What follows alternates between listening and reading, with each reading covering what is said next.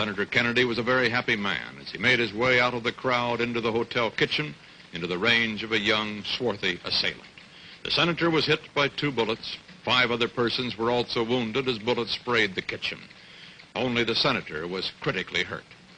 This is the second time I've gotten a pink slip, and the first one I got was in 2009, and I kind of went stir crazy about it. I was ready to go, and then like the last week of school, they said, "Oh, you still have your job." Last year, I managed not to get one, which was really nice, and I thought I was out of the woods. And when I heard they were turning this into a school, I was like, "Ooh, I want to work in that school," because I imagined that it would be really diverse. So it was kind of uncanny or serendipitous about a year ago when I got an email saying they're hiring, and I was like, oh my gosh. For the first time, I have my own classroom, which I have had before, but I'm in a really nice classroom. There are no cockroaches, there's no asbestos.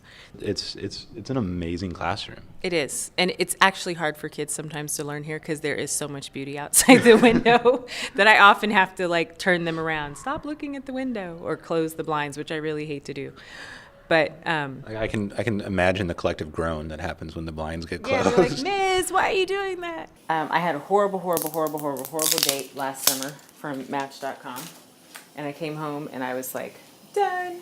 I'm getting off Match. I'm going to be single. I'm moving back to Portland. I'm never having kids. It doesn't happen for everybody. The world's populated enough. They don't need me to have kids and be married.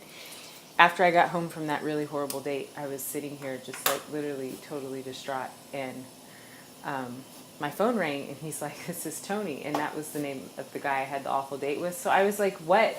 Like, I was really rude on the phone. I was just like, "What do you want?" She's really, really rude. I was hanging with my brother and his friend, and I was like, my dad was like, "Oh, I have this lady I want to hook you up with," and I was like, "I don't want to get with somebody my dad's trying to hook me up with." And but the night didn't go that well, and I was like, picked up the phone and called her, and she gave me the attitude like, "What?" And I was like, "Oh my gosh, what did I just get myself into?" So we went to see Questlove spin over at the Troubadour in West Hollywood, and like that was it. We sat and we talked for a long time, like into the wee hours of the morning.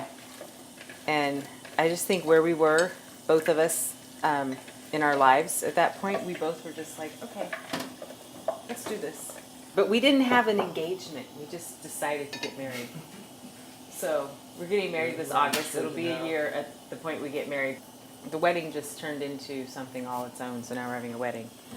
And we're happy about it now, but it took us a while because of money. And it hasn't been, like, we get along really well, but I think we both could say that you can feel the strain of our financial situation. Like, he doesn't make, that much. I don't make that much. And then I'm facing losing my job. And we're planning a wedding. My last school had 300 teachers. We have 22. So it was an opportunity to sort of take what I'd been learning, but really get support. We have a lot of struggles. We have budget cuts like everyone. We have over 10 teachers who are RIF'd. It means you got a pink slip and you may not be brought back next year. It's pretty scary because it's over half of our staff, and we've done all this very individualized, unique training to work at a school like this, and we don't know if we're coming back. As of now, I don't have a job June 30th, but they could tell me on June 30th that I do. But they'll put you back in your classroom subbing for yourself, which would mean I'd be in here, this would look exactly the same, but I'd be a sub. And so I'd make less money and I wouldn't have the benefit of days off. I think I would keep my health benefits. Yeah, it's pretty stressful. Just the fact that she could possibly lose her job. I have little meltdowns about it about every 2 weeks. He's real patient.